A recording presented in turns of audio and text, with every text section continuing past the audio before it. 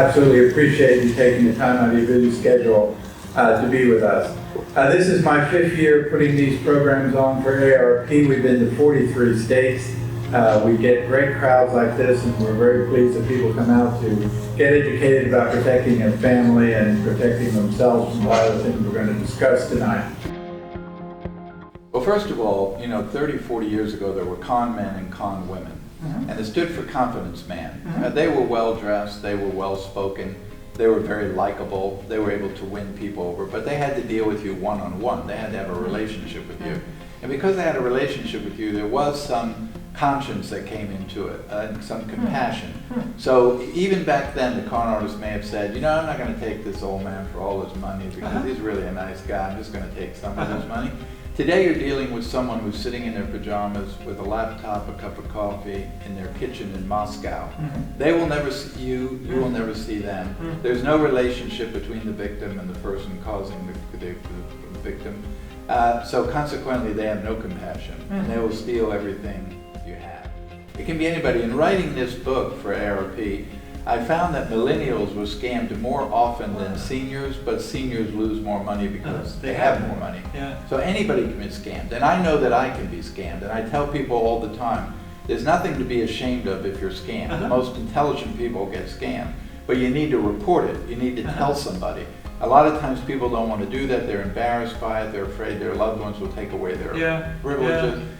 So a lot of times we only know of the ones that are reported. Most people don't report it because they're embarrassed by it. Have you ever been scammed? No, but I know I can be scammed. And I have to go through great lengths all the time to make sure I'm not scammed. But I'm not naive at all that the fact that someone could scam. Well, that was another thing. In writing this book, and when you finish it, you sit there and you say to yourself, you know what? No matter how sophisticated the scams were or how amateur they were, there were always consistently 2 red flags. The red flags have to be there in order for the scam to work.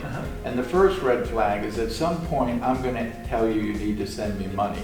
But it has to be immediate. Give me a credit card over the phone. Give me your bank account number. Wire me the money right now.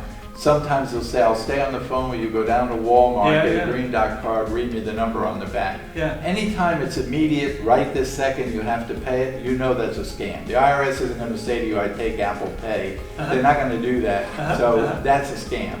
And the second one is at some point, I'm going to ask you for information. So I may call and say I'm your bank. And it comes up on the caller ID, your bank's name. And I say I'm from the fraud department. We have suspicious activity on your Visa card today. And it'll go on for a little bit, and then eventually I say to you, now Mrs. Jones, just to verify you do in fact have this card in your possession, can you take it out of your wallet and read me the 3 digits on the back? So again, I remind people, you didn't solicit the call, you didn't solicit the email, so you really don't know who that is on the other end of that phone. You never want to give away money or give information until you verified who that actually is.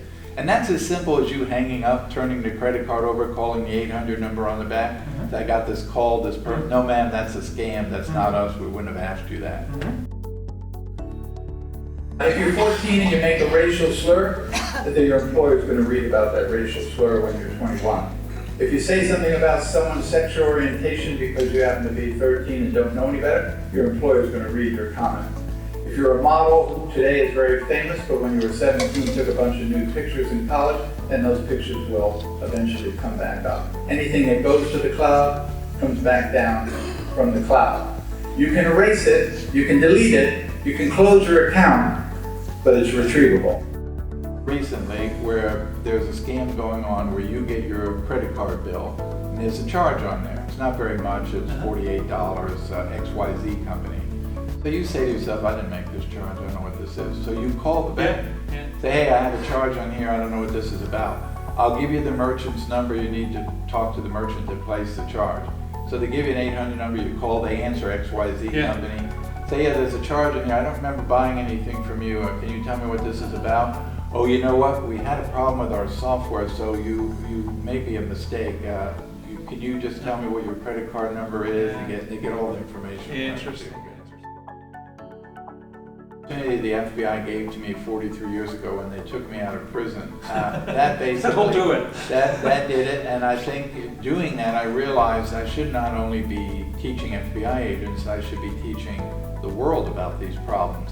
And they, of course, encouraged me to do that. So I basically go out and speak for banks, financial companies.